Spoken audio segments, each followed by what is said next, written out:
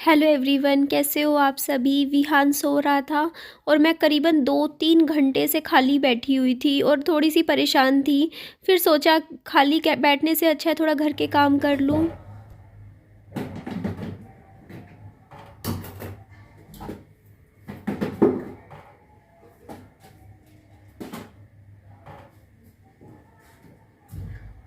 मैं वीडियो की एडिटिंग करते हुए भी बताऊँ, मैं पापा जी का इतना इंतज़ार कर रही हूँ कि हाँ अब आ जाएंगे अब आ जाएंगे। दरवाजे पे मैं कम से कम मैं बता नहीं सकती कितनी बार मैंने जा जा के, किसी की भी पड़ोसियों की स्कूटी की आवाज़ आती है मैं जाके देख के आती हूँ कि क्या पापा जी आ गए हैं, क्योंकि बहुत ही ज़्यादा मुझे स्ट्रेस हो जाता है। और मैं बस यही उम्मीद कर रही थी, भगवान जी से प्रे कर रही थी कि आ जाए रात तक, क्योंकि ऐसा ना हो कि रात को भी ना आए, क्योंकि फिर तो मुझसे तो बिल्कुल सोया भी नहीं जाएगा और मेरा पूरा रात भी मतलब ऐसे ही निकलनी है फिर जाग कर, क्योंकि नहीं नींद आती।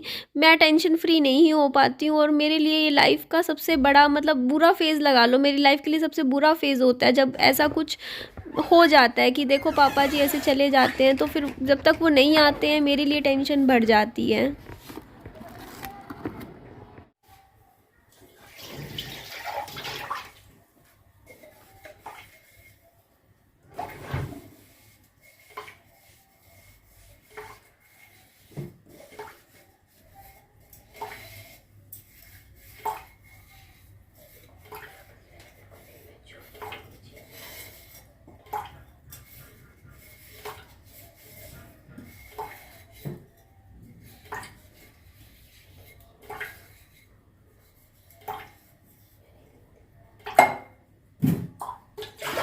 एक्चुअली क्या करें ना, मैं अपनी मम्मी को देख के काम में लग गई थी। मैंने सोचा देखो टेंशन तो मम्मी को भी होती है, या फिर शायद मम्मी को टेंशन नहीं होती क्योंकि मम्मी को आदत हो रखी होगी। देखो 30-35 साल जानते हैं ना, एक दूसरे को समझ जाते हैं लाइफ पार्टनर्स।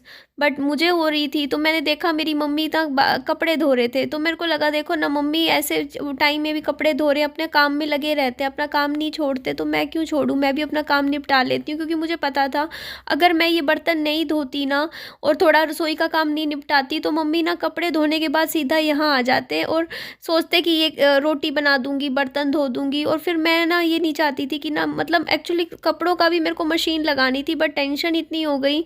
कल ही मम्मी से बात हुई थी कि ना मम्मी मशीन मैं लगा दिया करूँगी, कपड़े धुल जाया करेंगे। फिर भाई ये है ना कि आने के बाद ठंडे पानी में फिर हाथ डालते। कुछ काम भी करवाने थे जो आज हो ही नहीं पाए, कोई सा काम नहीं हो पाया। इतनी ज़्यादा स्ट्रेस मुझे हो रखा था। तो ये मैं फटाफट सारे पहले मैं किचन को सेट किया है मैंने, साइड में सारा जगह बना दी, क्योंकि मुझे ना फिर रोटी बनानी है शाम की।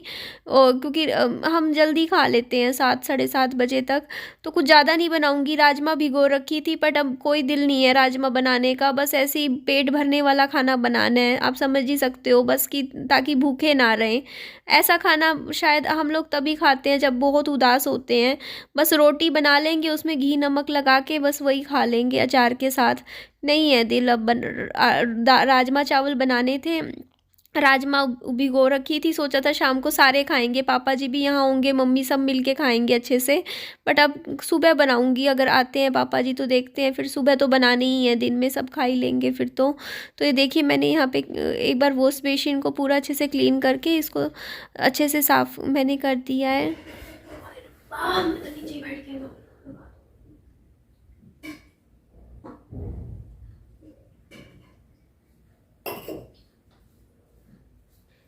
यहाँ पर मेरी और मम्मा की बातें चल रही थी। मम्मी को मैं पूछ रही थी, मम्मी आपको क्या लगता है पापा जी कहाँ गए होंगे।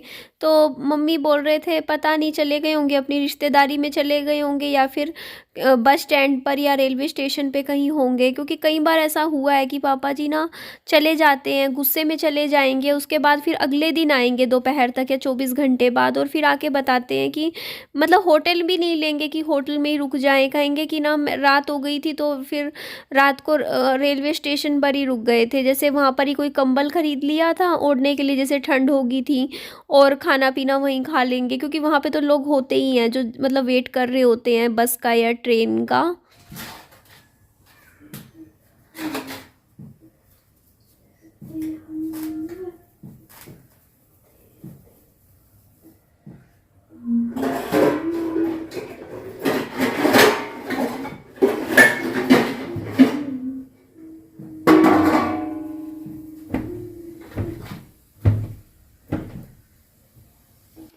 बार ऐसा हुआ है, पापा जी जब आ जाते हैं ना तो फिर हम पूछते तो हैं कि पापा जी आप थे कहाँ पर, तो पापा जी कई बार बताते हैं कि मैं जैसे दिल्ली चला गया था, कई बार कहेंगे कि चंडीगढ़ चला गया था, कभी ऐसे ही मतलब थोड़ा सा ना टेंशन होती किस चीज़ की है कुछ नहीं पता, हमें यही नहीं पता होता कि आज तक हमें नहीं समझ में आया पापा जी ऐसा करते क्यों हैं, कुछ भी नहीं समझ में आता। सब कुछ सही चल रहा होता है, सब कुछ अच्छा चल रहा होता है, कोई कुछ बात भी नहीं होती है, अपने आप ही क्या होता है उनको, क्या वो माइंड में चीज़ों को सोचते हैं ऐसा कि बस ये सोचते हैं कि बस मैं यहाँ से चला जाऊँ, उसके बाद फिर अपने आप जब दिमाग शांत हो जाता है, ठीक हो जाते हैं, फिर वापस खुद ही आ जाते हैं।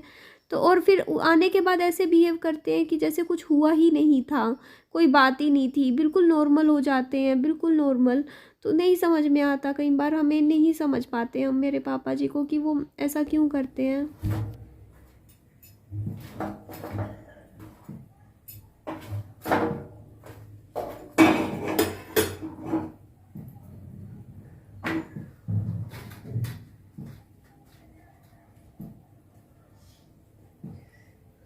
आप मेरी इस टाइम कंडीशन समझ नहीं सकते हो कि मेरे ऊपर क्या बीत रही है। और मैं वीडियो भी पता है कुछ ऐसा नहीं है कुछ स्पेशल कुछ अलग बना रही हूँ, वो भी मैंने कैमरा लगा दिया, मैंने कहा निधि बस मेरे को रोटियां ही बनानी है, मैं इसी का ही वीडियो बना लूँगी, कम से कम एटलीस्ट मेरा वीडियो तो चला जाएगा, क्योंकि मुझसे काम क्या करूँगी मैं पूरा दिन यूँ बैठी सोचे जा रही हूँ कि कहाँ चले गए, बताओ मैंने ऐसा क्या कर दिया। मैं तो कुछ बोला भी नहीं, उनके भले के लिए ही कुछ बात समझा रही थी, उनको यही बोला था मैंने कि पापा जी पियो मत, बस मैंने इतना बोला था कि पापा जी अगर आप इस घर में रहोगे तो मैं आपको पीने नहीं दूंगी आपको, क्योंकि मैंने जो मतलब चीज़ें बचपन में झेली वो मैं नहीं चाहती मेरा बच्चा झेले, मैं नहीं चाहती मेरे बच्चे को मैं अच्छा माहौल घर पे देना चाहती हूँ, बस इतनी बात बोली थी।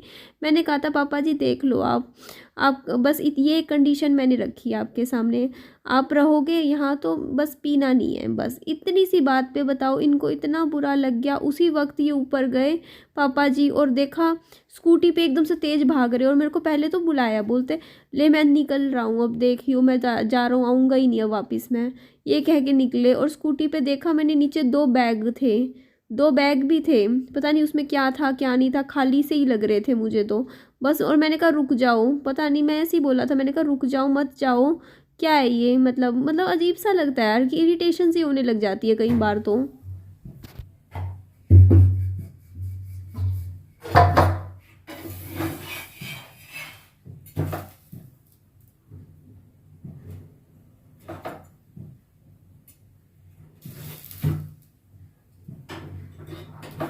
इसमें आप ही मुझे बता दो कि क्या मैंने ऐसा कुछ गलत कहा था या कुछ ऐसा बोल दिया था जिस पे आप घर छोड़ के ही चले जाओ।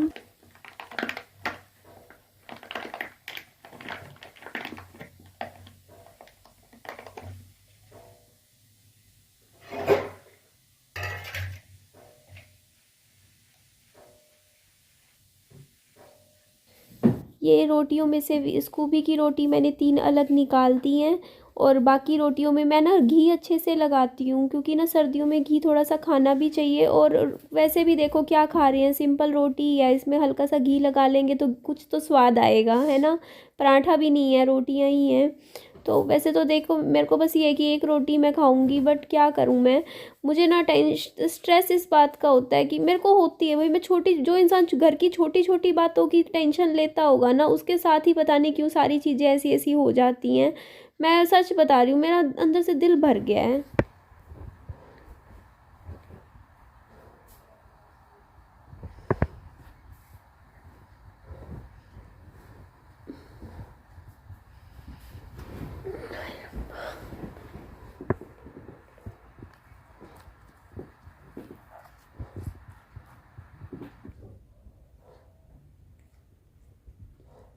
तो बस इतना बोलना चाहूँगी कि हमने हमारी ज़िंदगी में ना पैसे की दिक्कत ना देखी हो, बट फैमिली में काफ़ी टेंशन्स देखी हैं ज़िंदगी में। अब ये देखो ना बेमतलब की टेंशन है, कुछ भी दिक्कत नहीं है, देखो सब कुछ काम अच्छे से अच्छे बनने लग रहे हैं।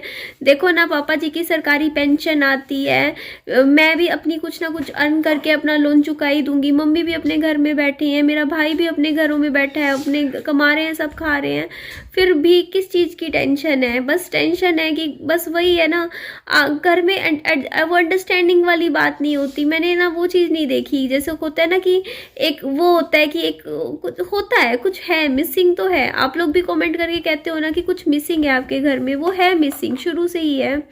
बस क्या करें, बस अपना वही है, बस अपना अपना मतलब एक होता है ना कि लगता है कि यार हाँ ये कुछ होता है यार। अब मैं क्या बोलूँ, मेरे को शब्द नहीं मिल रहे बोलने के लिए। आपको समझ आए तो आप बताना। बट कुछ है जो कि अंदर से ना लगता है, खाली खाली सा लगता है। मीन्स एक होता है सेंस ऑफ सिक्योरिटी, वो भी फील नहीं होती है हमें किसी को भी नहीं होती। क्यों? क्योंकि एक होता है ना कि जैसे हर कोई ना एक डर के साए में जी रहा है अपनी ज़िंदगी। चाहे वो मैं हूँ, चाहे विहान हो, चाहे मेरी मम्मी हो, चाहे पापा हो, कोई भी हो। एक अजीब सा डर है, अजीब सा डर, पता नहीं क्या, कुछ खोने का डर है, अपनों को खोने का डर है, जो हमेशा दिमाग में रहता ही रहता है। तो पता नहीं कब आएंगे, जब तक नहीं आएंगे देखो ना मेरे अंदर से ख़त्म हो जाता है यार इंसान। मतलब इतनी एक्सट्रीम चीज़ें ही क्यों हो रही है मेरे साथ? मतलब करता चीखो चिल्लाओ, लेकिन किस पे चिल्लाए, कोई समझता तो नहीं है ना। आप ही सोचिए ना, उनको ये चीज़ नहीं दिखती क्या कि आप अपनी लड़की को कह के कि मैं घर छोड़ के जा रहा हूँ और चले जाते हो, उसके बाद ना फ़ोन उठाते हो और आपको पता ही नहीं होता 2-2 दिन 3-3 दिन कब आओगे वापस, वहाँ पे नहीं पता। आपकी पीछे से फैमिली पीछे से कितनी टेंशन में होगी कि आपको वो परवाह नहीं है। आप कर क्या रहे हो, आप क्या कर रहे हो, मुझे तो समझ ही नहीं आता है।